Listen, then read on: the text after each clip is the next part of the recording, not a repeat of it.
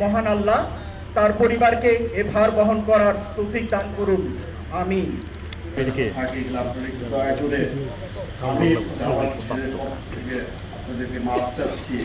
আল্লাহ আপনাদেরকে সবাইকে মাফ করে দিলেন, ওকে সবাই মাফ করে দিলেন। আমি এটাই বলতেছি, আসলে আমার কিছু বলার নাই। আল্লাহ আমাকে ধৈর্য ধারণ করার ক্ষমতা দিক। আল্লাহ আমার ছেলেটাকে ব্যস্ত নজির করো। আমি অনুরোধ করছি।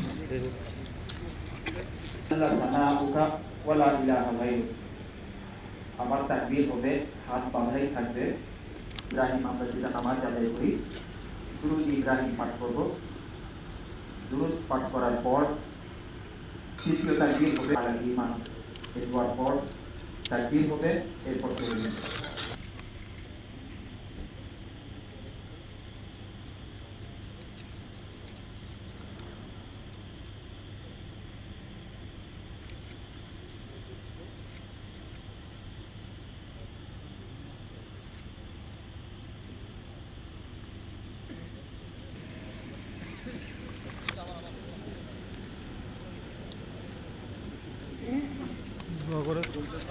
নয় মে 2024 তারিখে আনুমানিক 10টা 25 ঘটিকায় বাংলাদেশ বিমান বাহিনীর একটি ইয়াক 130 বিমান দুর্ঘটনায় পতিত হয়।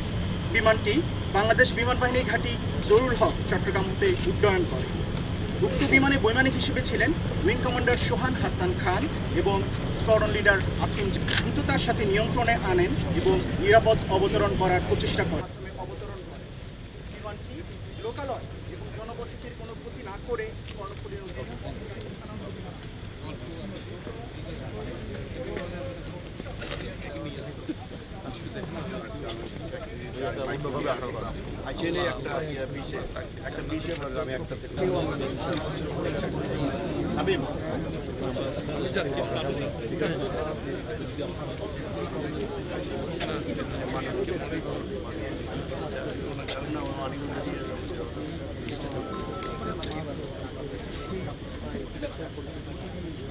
ভাই